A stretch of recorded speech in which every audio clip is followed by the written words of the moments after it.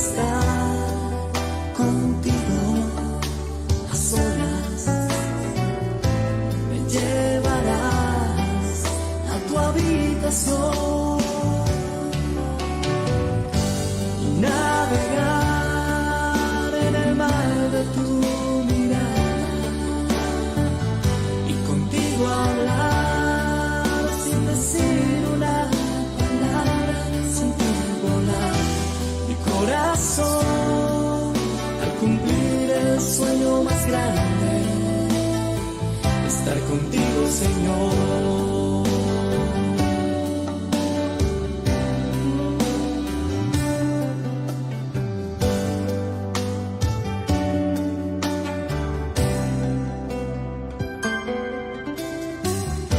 Sé que algún día cenaré contigo, estarás a la cabeza de la mesa mayor. Tu palabra profunda llegará hasta mi oído y ante tu presencia cantar esta canción. Podré estar contigo a solas, me llevará.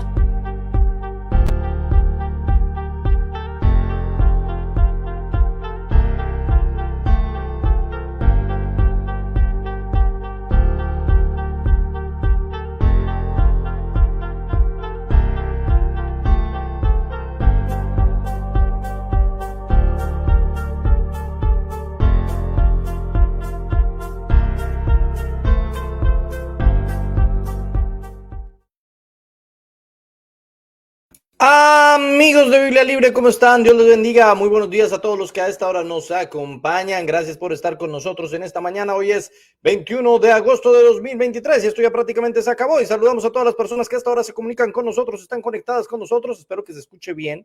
Por favor, avíseme si se oye bien, porque la última vez no se oye como tan bien. Saludos a Gabrielito Pereira, querido. Dios te bendiga. Mi tía Ligia, voy 2 días. Por ahí vi a mi tía Ana. Voy 2 días a 0. Mi tía Ligia, Dios te bendiga.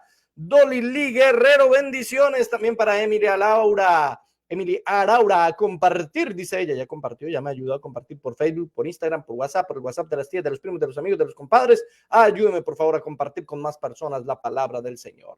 Jason Sánchez, saludos allá en las playas de Islandia. También para Gustavo Orlando, que va a pasar el gatillo más rápido del internet. Kelly Guerrero, buenas tardes desde España. Buenas tardes, maestro, en España, anda, tío. También para Wilfredo Torres, bendiciones. Alexander Guerrero, feliz y bendecido día. Michelle Milena Chávez, saludando a Ramiro Villeda, Alex Rivas, no he dicho a todos los amigos por allá en Georgia. Robert Cabrera, Dios te bendiga. Sandra Espinosa, bendiciones. Gise González, querida, en Buenos Aires, Argentina. Georgie Quiroz, Dios te bendiga. También para José Gregorio Escalante, John Jairo Chávez, que estamos esperando el Arequipe muy pronto, muy pronto. Gustavo Orlando, que va a pasar el gatillo más rápido en internet. También un saludo muy especial para quien más no he saludado aquí. Miguel Lara Rodríguez, Dios te bendiga. Gracias por estar con nosotros. Dayana Cruz González, bendiciones. Mónica Cárdenas, feliz inicio de semana para ti también. Mi padre querido Eduardo Escobar Torres, Dios te bendiga. Gustavo, ya lo voy a saludar, no importa. Fabiolita Cortés, la madre más hermosa del universo y sus alrededores, mi madre querida. Aldrin Enrique Perdomo desde Venezuela. María Concepción Guzmán, bendiciones. ¿Quién más? Mónica Barrientos también está por aquí. Yadilian Kovaciuk Ripoll, bendiciones. Manolo Álvarez, Daniel Navarijo desde Guatemala. Esperanza Rodríguez, bueno, para todos Dios los bendiga. Luz Maris y Fuentes, Dani Gustavo Acevedo Tuesta, nuestro pastor en Lima, Perú. Comparta, ayúdanos a compartir por favor este video por todas las redes sociales para llegar a más personas con la palabra de Dios.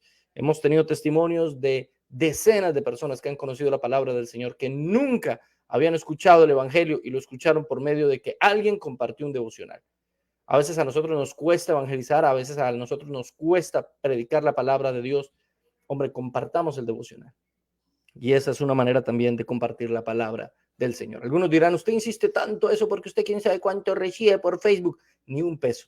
Por Facebook yo no recibo nada, mi hermano. Esto no me sirve para nada hablando monetariamente, pero sí para predicar la palabra. Así que si es otro puente para predicar la palabra, pues predicamos, porque eso nos pone felices y contentos. ¿Qué le parece si comenzamos a orar, si le damos gracias al Señor en esta mañana por toda la misericordia, la gracia y la bendición que es estar con nuestro Señor? Amado y soberano Dios, gracias te damos por esta nueva mañana, este lunes, que en Colombia es festivo de nuevo y que seguramente muchos de nuestros hermanos colombianos no nos acompañarán por tal motivo. Pero gracias, Señor, por aquellos que sí nos acompañan en esta mañana, por aquellos que sí están con nosotros, por aquellos que han dispuesto este tiempo muy temprano, muy de madrugada, a buscar tu rostro, a escuchar tu palabra, Señor, a ser edificados con la Escritura. Muchas gracias, Señor, por cada hombre y mujer que está a esta hora conectado con Biblia Libre en nuestro devocional diario. Buenos días, maestro de Biblia Libre. Y queremos decirte eso, Señor, buenos días. Tú eres nuestro maestro, tú eres nuestro Señor, tú eres el que nos enseña y nos colocamos en tus manos y en tu presencia. Colocamos nuestra vida, nuestros sueños, nuestras metas, nuestros objetivos en tus manos y en tu presencia.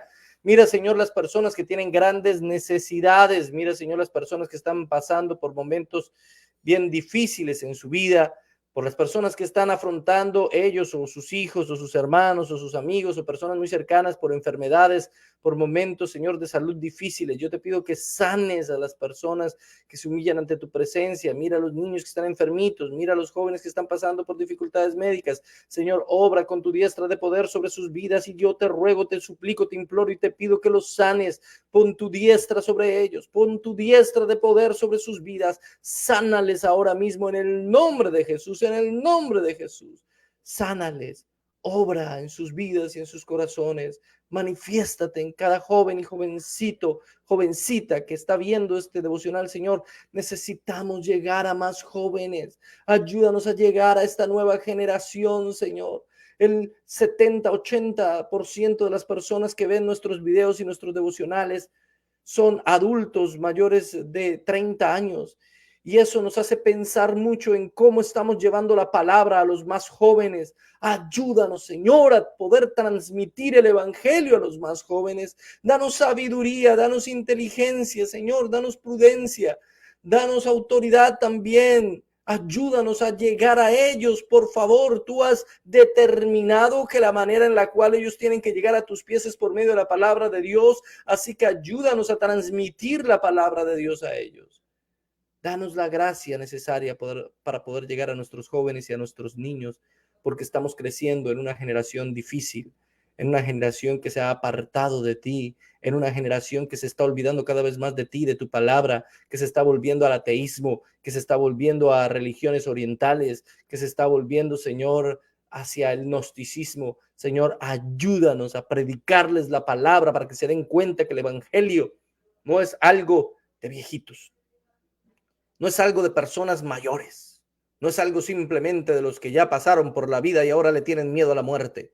No, el evangelio, la palabra de vida, es poderosa, viva, eficaz y actual.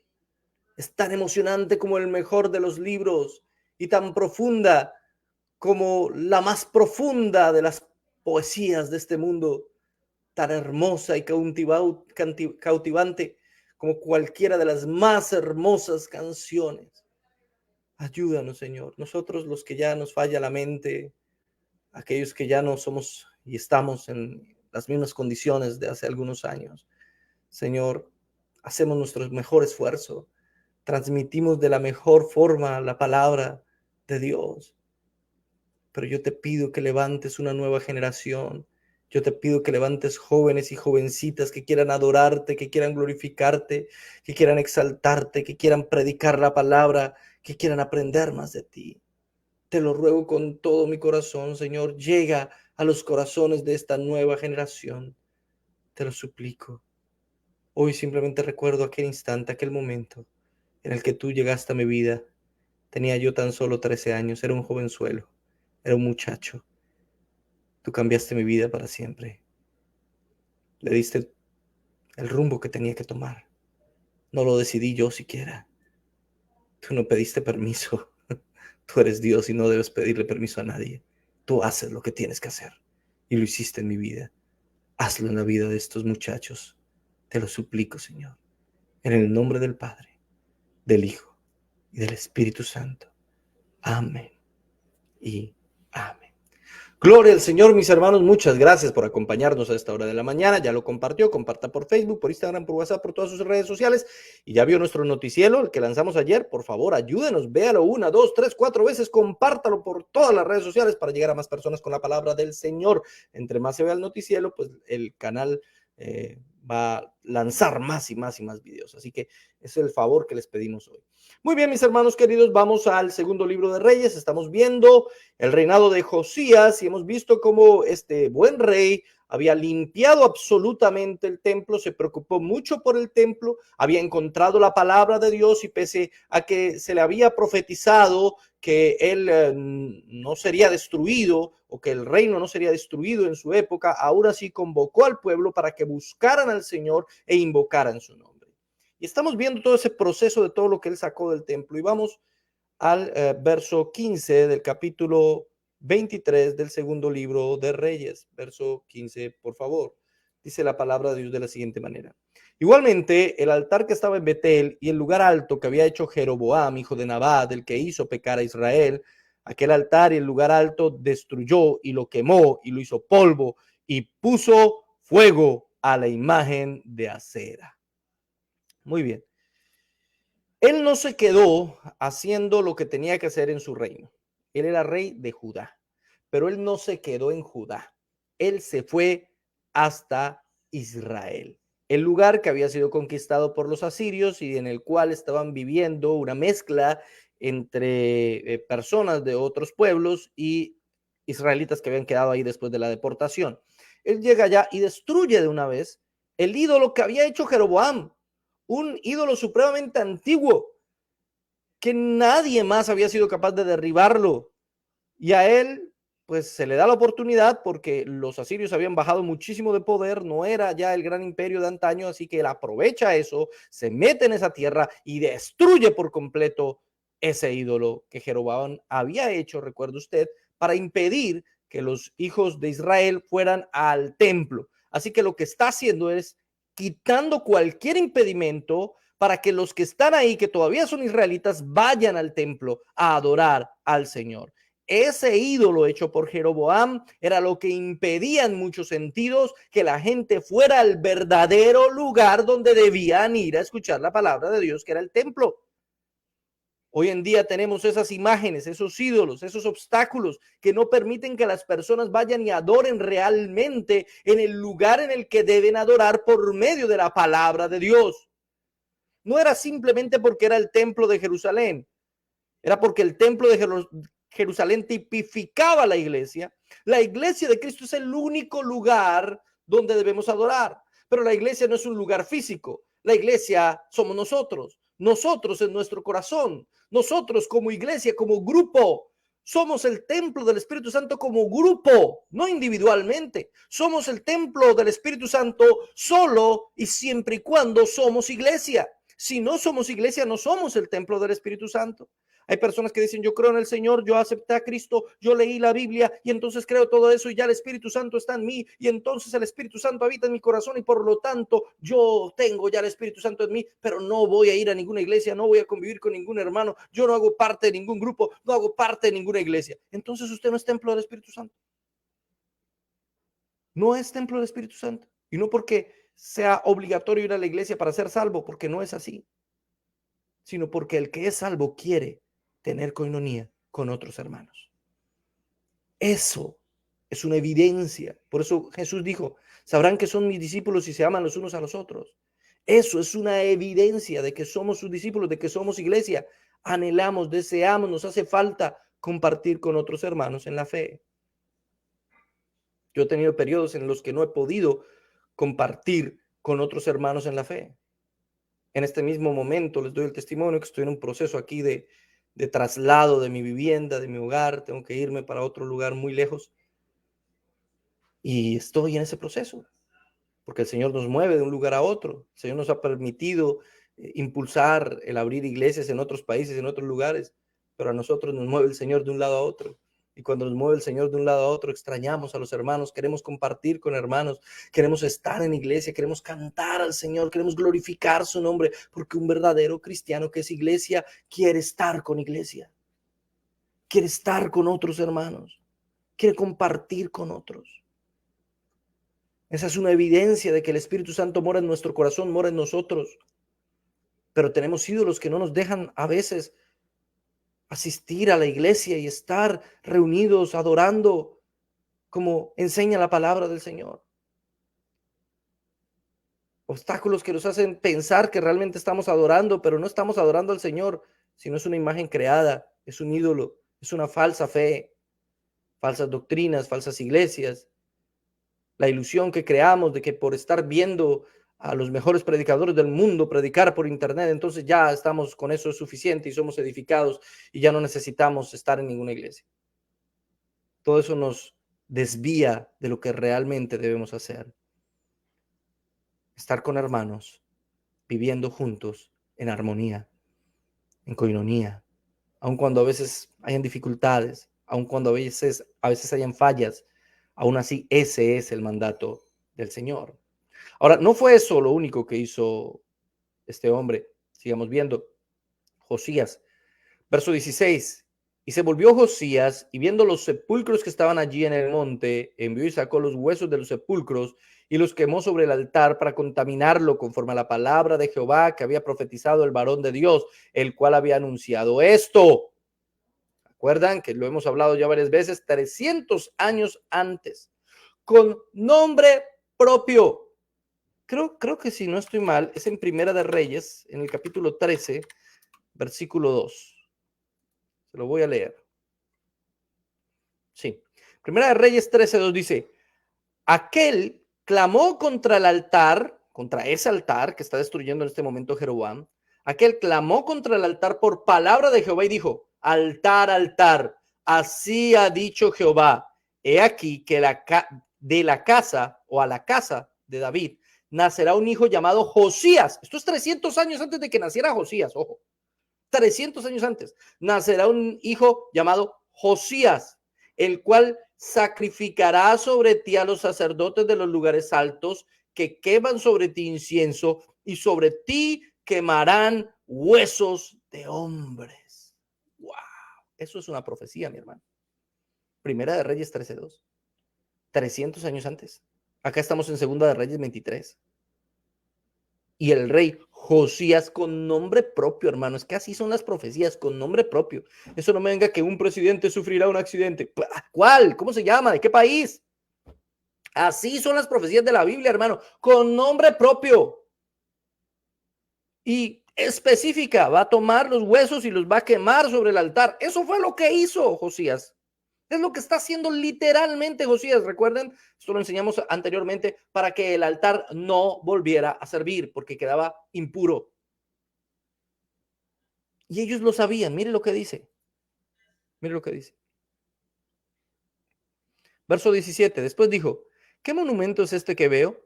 Y los de la ciudad le respondieron, este es el sepulcro del varón de Dios que vino de Judá y profetizó estas cosas que tú has hecho sobre el altar de Betel. Estos sabían que eso iba a pasar. Josías no. O tal vez, no sabemos bien. Pero él llega y ve unos sepulcros, unos monumentos, y dice, ¿y esto qué es? Y alguien llega y le dice, bueno, Josías, esos son los sepulcros de un profeta que vino, que dijo que tú ibas a hacer exactamente lo que estás haciendo. Ellos conocían la palabra de Dios y ¿por qué no se daban cuenta de lo que estaba pasando? Cuando usted va al libro de Jeremías, se da cuenta que esta gente no está reconociendo realmente cómo Dios está obrando y cómo la palabra se está cumpliendo. En el libro de Jeremías lo ve usted detalladamente, pero conocían las profecías, sabían que estaba escrito y están viendo el cumplimiento de la profecía con sus propios ojos. Y aún así este pueblo, lo vamos a ver más adelante, no va a creer. Pueblo incrédulo. Y uno dirá, qué mal pueblo. Pues eso es lo mismo que pasa hoy en día, hermano. Lo mismo. Estamos viendo las profecías cumplirse con nuestros propios ojos, mis hermanos queridos. Estamos viendo cómo cada profecía se cumple sin excepción. La estamos viviendo, la estamos pasando. Estamos enfrentando los últimos tiempos, mi hermano, y todo se cumple conforme la palabra que Dios había dado. Lo estamos viendo hoy.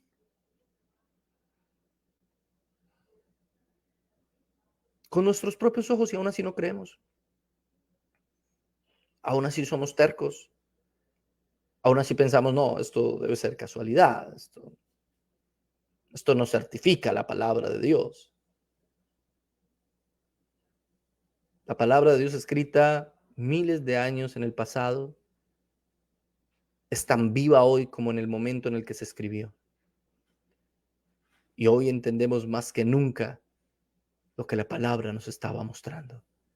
La corrupción, la apostasía, la herejía, las cosas absurdas que se ven hoy en día son simplemente la evidencia, son la señal de que estamos en los últimos tiempos. Cuando nosotros evidenciamos la apostasía, las falsas enseñanzas y las cosas locas que hay en la iglesia, lo hacemos porque esa es la señal de que el Señor está pronto en regresar. Es la evidencia. Y en los postreros días vendrán muchos en mi nombre diciendo yo soy el Cristo y a muchos engañarán. Es lo primero que dice el Señor en Mateo 24. Mis hermanos queridos, estamos viviendo esta época, este tiempo profético. Se están cumpliendo las profecías de la palabra de Dios. No hay nada que hacer. Y esto es para asustarnos, para alarmarnos, para salir corriendo, para ponernos a llorar. En ninguna manera. Es para que abramos nuestro corazón y nuestra mente y glorifiquemos al Señor y le digamos, como dijo el apóstol, ven, sí, ven, Señor Jesús. Para que nos dediquemos a predicar, a orar y a buscar más de su presencia. Los días son malos, mis hermanos. Ahora mire lo que sigue diciendo la palabra del Señor en el versículo 18. Y él dijo más bien, dejadlo, ninguno mueva sus huesos. Y así fueron preservados sus huesos y los huesos del profeta que había venido de Samaria. Recuerde que habían 2 profetas, pero bueno, eso ya lo vimos nosotros. Verso 19. Y todas las casas de los lugares altos que estaban en las ciudades de Samaria, las cuales habían hecho los reyes de Israel para provocar la ira, las quitó también Josías. ¿Se dan cuenta? Todo lo de Samaria no se quedó solamente en Judá, se fue a Samaria. Que es que Samaria no es su territorio. De malas, yo me voy a Samaria. ¿Que por qué se mete allá? Yo soy también rey de allá. Israel es uno solo. Yo me voy para allá también y allá también. Y mire, mató además sobre los altares a todos los sacerdotes de los lugares altos que allí estaban y quemó sobre ellos huesos de hombres y volvió a Jerusalén. La Biblia es Jeremías, seguramente, que es el que supuestamente, o la mayoría creen que escribió este libro. Es muy específico en detallar cómo se cumplió la profecía. Literalmente, que no hay nada de la profecía que no se haya cumplido. Mató a los sacerdotes en los altares y los hizo quemar ahí mismo, porque eran falsos maestros, falsos profetas que llevaban al pueblo a la confusión y a la mentira. Eso no nos está diciendo que nosotros vayamos a matar a los falsos profetas, no se confunda, no quiere decir eso. Ellos lo hacían por la ley, porque por ley un falso profeta debía morir. O sea, aquí no está siendo cruel Josías. Aquí Josías lo que está es haciendo cumplir la ley. El falso profeta debe morir. Y aquí lo está haciendo Josías en un espacio que aparentemente no es el suyo, pero que él entiende que sí lo es. A veces en la iglesia nos quedamos encerrados en nuestro espacio, en nuestras 4 paredes. Creemos que no tenemos que ir a hacer nada afuera. Pero la iglesia debe ser la voz de la conciencia, la voz del Señor en medio de la sociedad también. Tenemos que salir, tenemos que ir donde nadie nos ha llamado a predicar allá. Tenemos que llegar a esos espacios a comunicar la palabra del Señor. No nos podemos quedar metidos en nuestras 4 paredes. No nos podemos quedar metidos en nuestra zona de confort. Tenemos que salir y a la gente no le va a gustar. Por eso tantos casos que nosotros hemos denunciado en el noticiero, la gente dice, ay, es que es amarillismo. ¿Cuál amarillismo? Hipócrita. No hay amarillismo alguno. Salen personas con su camiseta Jesús te ama y son detenidos aquí en los Estados Unidos. Detenidos porque tienen una camiseta que dice Jesús les ama. Un hermano iba con una Biblia y la cogieron estos ateos y la tiraron al piso y la comenzaron a patear hasta volverla a pedazos. Y a ellos sí no les dicen nada. Aquí, en el país de la libertad, donde todo el mundo es libre, hay unos más libres que otros. Esa es una verdad. Y esto pronto llegará a Latinoamérica. No piense que eso se va a quedar acá. Estamos en los últimos tiempos. Va para allá la persecución. Donde usted no puede decir que es cristiano porque entonces de una es catalogado como un intolerante y como alguien no deseable para la sociedad. ¿Y qué tenemos que hacer? ¿Escondernos? ¿Acoplarnos a la sociedad? ¿Hacer lo que ellos quieren que hagamos? ¿Decir lo que ellos quieren que digamos? ¿O hacer lo que hizo Josías?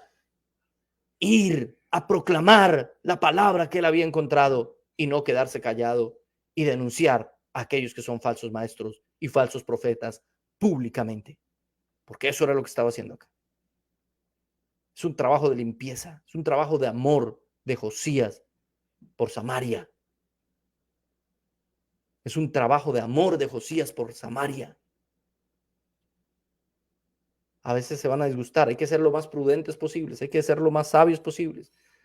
No hay que violentar derechos de nadie más, pero no podemos quedarnos callados. A veces no les va a gustar, pero no podemos quedarnos callados. Tampoco se convierta en el fanático que llega todo el tiempo a decir, el mundo se va a acabar. No, sea sabio, prudente, inteligente para predicar, pero predique. No se quede callado. Y luego viene una parte muy interesante. Verso 21. Entonces mandó el rey a todo el pueblo diciendo, haced la Pascua a Jehová vuestro Dios, conforme a lo que está escrito en el libro de este pacto. No había sido hecha tal Pascua desde los tiempos de los jueces, en que los jueces gobernaban a Israel, ni en todos los tiempos de los reyes de Israel y de los reyes de Judá. A los 18 años del rey Josías fue hecha aquella Pascua a Jehová en Jerusalén. Eso es todo lo que el libro de Reyes habla sobre la Pascua. Él hizo una Pascua que nunca, o más bien, como ningún rey había hecho. Solamente comparada con las Pascuas que habían celebrado en la época de los buenos jueces. Es decir, llevaban cientos de años sin hacer semejante celebración. Y quiero ir al segundo libro de Crónicas. Quiero ir al segundo libro de Crónicas en el capítulo 35 para que usted vea cómo fue esa Pascua. Mire lo que dice la palabra del Señor. Josías celebró la Pascua a Jehová en Jerusalén y sacrificaron la Pascua a los 14 días del mes primero. Lo primero que vemos acá es que la hace en la fecha correcta. ¿Recuerda usted que Ezequías celebró una Pascua? Pero Ezequías la celebró en una fecha que no era la indicada, pero le tocó. Josías lo está haciendo conforme lo que estaba escrito, en la fecha exacta. Y mire cómo sigue. Puso también a los sacerdotes en sus oficios y los confirmó en el ministerio de la casa de Jehová. Buscó a los sacerdotes, los colocó en el lugar en el que tenían que estar y convocó a las personas en la casa del Señor. Ustedes son levitas, ustedes son sacerdotes, ustedes tienen que hacer esto. Está escrito que tienen que hacer esto. Todo esto, ¿cómo lo está haciendo y por qué lo está haciendo? Porque había encontrado el libro, ¿se acuerdan? Hilcías lo encontró, el libro de Deuteronomio, que le está dando todas las indicaciones de cómo debía celebrarse esa Pascua. Y él está siguiendo estas indicaciones al pie de la letra, mi hermano, al pie de la letra. Por eso es una Pascua espectacular. Él es el primero en demostrarnos la sola escritura. Él se está sometiendo aquí a la sola escritura. ¿Qué estaba escrito? ¿Qué estaba en el libro de Deuteronomio? ¿Cómo debía ser la Pascua? ¿Qué se debía llevar a cabo? Y él está siguiendo cada cosa paso a paso. ¿Qué ejemplo nos da el Señor hoy que queremos inventarnos tantas cosas raras en las iglesias y actos proféticos y cosas extrañas, en vez de someternos a la Biblia, a la sola escritura y hacer paso a paso lo que el Señor nos manda en su palabra? Lo que el Señor nos muestra de cómo eran sus reuniones litúrgicas, de cómo se sentaban a adorar, a glorificar al Señor, según lo que está en la Biblia.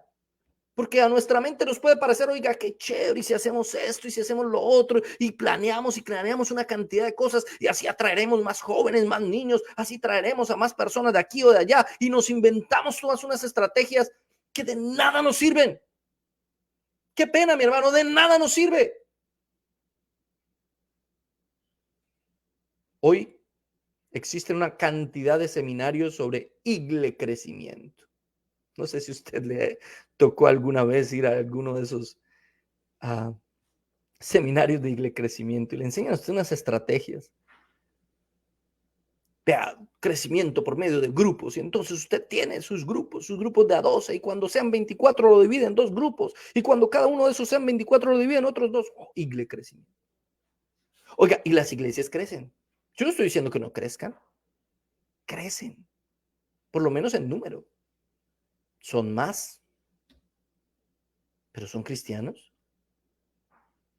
¿Hay algo en la Biblia que nos dice que deba ser así?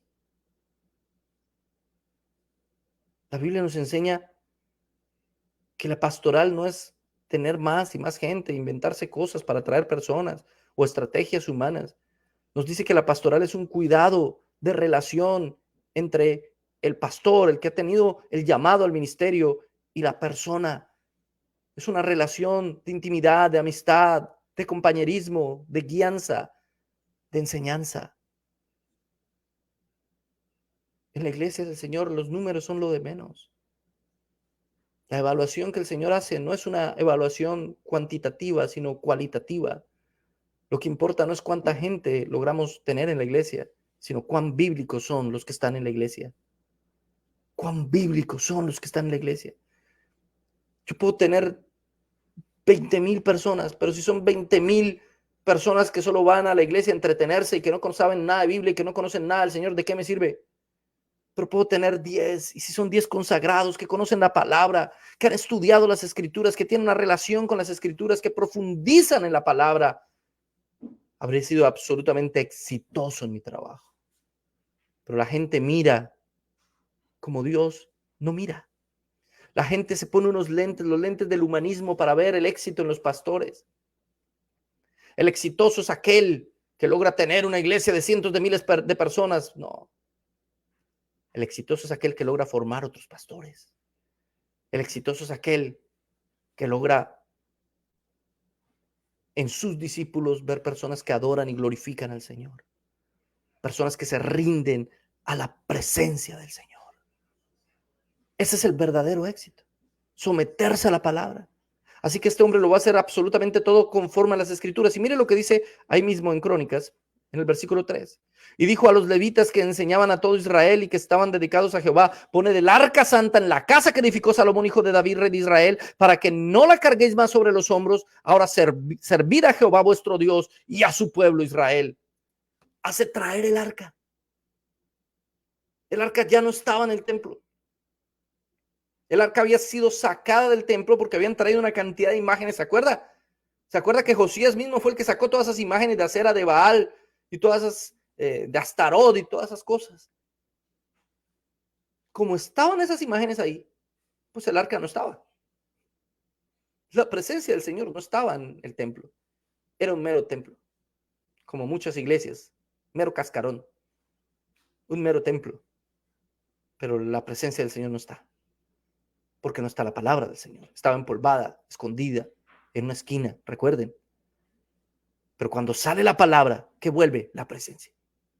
Cuando Hilcías descubre la palabra, el rey lee la palabra, pone al pueblo a escuchar la palabra, ¿qué es lo que finalmente termina pasando? ¿Qué vuelve? La presencia de Dios. La presencia de Dios vuelve. La presencia del Señor, simbolizada, tipificada en el arca. Necesitamos iglesias con la presencia del Señor. Y la presencia del Señor no es llorar cada culto. La presencia del Señor no es gritar o tirarnos al piso. La presencia del Señor no es sentir un fueguito. No, la presencia del Señor es cambiar nuestra vida. El Señor cambia nuestra manera de ser, pensar, sentir y actuar. La presencia del Señor es esa que nos conmueve a profundizar en las Escrituras. Pero es imposible. Escúcheme bien, lo voy a decir clarito. Es imposible que la presencia del Señor esté si no volvemos a la palabra del Señor. La única manera en que la presencia de Dios volvió al templo fue cuando se descubrió, se leyó, se estudió la palabra del Señor. Al estudiarse la palabra del Señor, vuelve la presencia del Señor. Pero hay gente que piensa que la presencia del Señor es simplemente el emocionalismo, lo sensual, sentir cosas, sentir el fueguito y nada de Biblia. No es posible. Es que no tiene sentido. Las dos cosas van juntas, como un tren y su carrilera. ¿Para qué sirve la carrilera sin el tren? Para nada. ¿Para qué sirve el tren sin la carrilera? Para nada. La carrilera es el espíritu, la presencia, y el tren es la palabra. Necesitan estar juntos. Y entonces progresamos, nos movemos, tenemos un destino. Ahora mire lo que sigue diciendo. Todo esto es la Pascua. Verso 4, preparaos según las familias de vuestros padres y por vuestros turnos, como lo ordenaron David, rey de Israel, y Salomón, su hijo. Estad en el santuario según la distribución de las familias de vuestros hermanos, los hijos del pueblo, y según la distribución de la familia de los levitas. Sacrificad luego la Pascua, y después de santificaros, preparad a vuestros hermanos para que hagan conforme a la palabra de Jehová dada por medio de Moisés. Les dio todas las instrucciones exactas. Primero ustedes la van a celebrar, se van a santificar, se van a preparar, porque lo van a compartir después con sus hermanos. Es lo mismo que nosotros tenemos que hacer hoy. La Pascua, mi hermano querido, es tipo y sombra del sacrificio de Cristo en la cruz del Calvario. A ellos se les mandó celebrar la Pascua para recordar de dónde los sacó el Señor. A nosotros el Señor nos mandó a recordar su sacrificio por medio de la cena del Señor. ¿Sabe para qué? Para recordar de dónde nos sacó el Señor y lo que hizo por nosotros. Es exactamente el mismo principio. ¿Por qué Dios les manda celebrar esa Pascua? Porque cuando uno se le olvida de dónde lo sacó el Señor, pues uno se olvida del Señor. Cada vez que ellos celebraban la Pascua con esas hierbas amargas, con el cordero, con todo lo que tipificaba, ellos recordaban Egipto. Ellos recordaron o recordaban que habían sido esclavos. Ellos recordaban el maltrato de Faraón. Ellos recordaban el sufrimiento, la lucha y el dolor. Aquí llevaban años, décadas sin celebrar la Pascua. La última Pascua importante la celebraron con Ezequías. Pero esta va a ser más fastuosa, más maravillosa, con música, con porteros, con toda una organización logística bíblicamente. Josías quería, él sabía lo que se venía para el pueblo, pero quería que antes que todo el juicio de Dios viniera sobre ellos, recordaran de dónde los sacó el Señor. Porque iban a necesitar tener esperanza. Porque iban a volver a ser esclavos por culpa de su propio pecado. Y es que en el libro de Jeremías vemos que todo esto fue una celebración fastuosa, maravillosa, hermosa, pero el único que se convirtió de corazón fue Josías. El resto tenía su corazón apartado del Señor. Sofonías también lo explica. Ese pueblo estaba honrando al Señor solo de labios. Su corazón estaba apartado de él.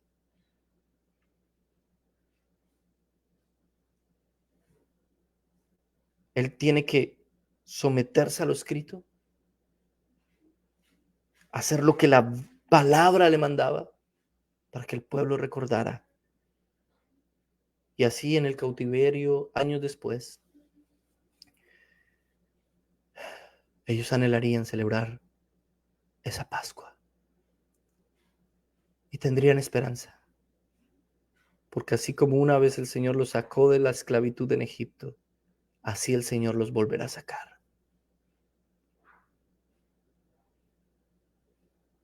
Esta parece una celebración, parece una fiesta. Usted ve que Dios, o más bien Josías, dio al pueblo ovejas, corderos, cabritos, rebaños, 30,000. Una cosa impresionante. Va a ser la última gran fiesta.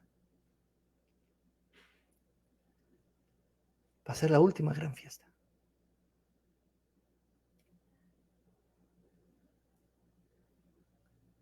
Porque lo que viene es el juicio.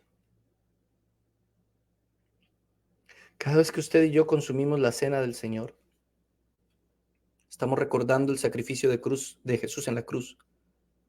Estamos recordando su muerte, pero también estamos esperando su juicio. Sabemos que Él regresará y hará juicio contra esta tierra. Pero cuando celebramos esa cena, simplemente damos gracias al Señor.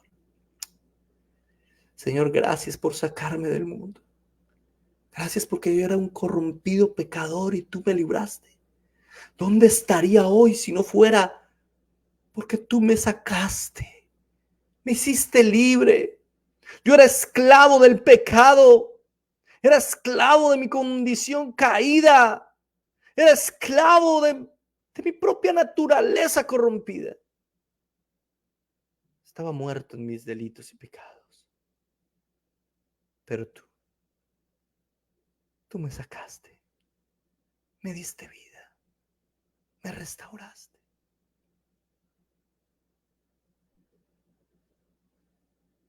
Así como los israelitas recordaban con la Pascua de dónde los sacó el Señor, hoy con la cena, con la comunión, por eso se debe practicar en la iglesia, con los hermanos.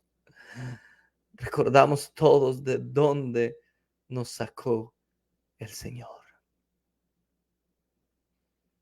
Cuán misericordioso fue. Y anticipamos su regreso. Él volverá. Nos levantará con Él y emitirá juicio en contra de esta tierra. Esa es la verdad. Vemos cómo hay miles de personas que se hacen llamar cristianos y hacen sus fiestas, sus celebraciones. Vemos mega iglesias en cada rincón.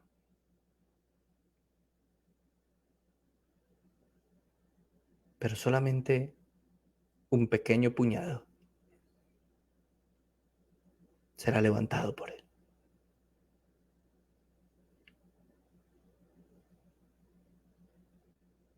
¿Qué tal si le damos gracias al Señor por su misericordia, por habernos sacado del mundo, por habernos dado una nueva vida, una nueva oportunidad? ¿Qué tal si oramos en esta mañana y le damos gracias al Señor?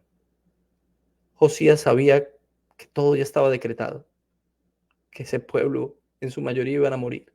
Josías lo sabía y aún así adoró y los puso a adorar. Yo no sé quién se va a salvar o quién no se va a salvar, no tengo ni idea. Pero mientras viva, intentaré que adoren. Mientras viva, les predicaré la palabra. Mientras viva, les llevaré a adorar al Señor. Aun cuando el juicio ya está decretado. Esa misión de Josías es nuestra misión. Oremos. Amado Señor, bendito Rey, amado Padre Celestial. Te doy gracias por el privilegio de estar con mis hermanos y haber compartido esta palabra. No hemos terminado. Llevamos 4 prédicas alrededor de Segunda de Reyes 23. Y no terminamos Segunda de Reyes 23. Porque cada detalle es tan diciente. Cada versículo nos enseña tantas cosas. Hoy entendemos cómo todo está en tu mano, cómo todo lo que tú dices se cumple. No queda nada sin cumplirse. Cómo tú nos llevas a ser más bíblicos, a someternos a la palabra. Pero también nos llevas a entender que no podemos tener una actitud fatalista ante lo que viene. Sabemos que viene juicio. Sabemos que tú vas a venir muy pronto. Lo sabemos. Pero no puedo tener una visión fatalista alrededor de eso. Debo verlo con esperanza. Debo adorar y hacer que otros adoren. Llevar a otros a la adoración. Si lo hacen de corazón o no, solamente tú lo sabes. Pero así como Josías, esa es nuestra misión. A los que ya conocen de Cristo, recordarles de dónde los sacó, de dónde tú los sacaste, de dónde tú nos sacaste. Recordar toda la misericordia y la gracia que has tenido para con nosotros, Señor, y cómo has sido bueno para con nosotros y nos libraste de una cantidad de cosas que ni nos dimos cuenta. Recordar, Señor, todo lo que hiciste desde el primer momento, cuando te conocí, cuando postrado por primera vez te adoré, cuando lágrimas rodaron por mis mejillas, Señor, simplemente por recordar algo que nunca vi, tu muerte en la cruz para darme vida. Tú diste tu vida, tu cuerpo fue vuelto pedazos para sellar el pacto contigo mismo a favor mío, a favor nuestro. Gracias por eso, Señor. Gracias por tu misericordia y tu bondad. Gracias por tu amor. Gracias, Señor. En el nombre del Padre, del Hijo y del Espíritu Santo. Amén. Y amén. Gloria a Dios. Muchas gracias, mis hermanos queridos, por habernos acompañado. Recuerden que tenemos un canal de YouTube que se llama Biblia Libre y ahí hay muchas respuestas a la mayoría de las preguntas que la gente generalmente se hace alrededor del cristianismo. Respuestas no desde mi punto de vista ni desde mi opinión, sino de lo que la Biblia dice. Recuerde que ayer subimos noticiero de Biblia Libre con las mejores y las peores noticias del mundo cristiano en la actualidad, así que ayúdenos a compartirla también y a verlo 1, 2, 3, 4 veces. Gracias por haber estado con nosotros en este día festivo en Colombia. Dios los bendiga y Dios los guarde y nos vemos mañana en Buenos Días, Maestro de Biblia Libre.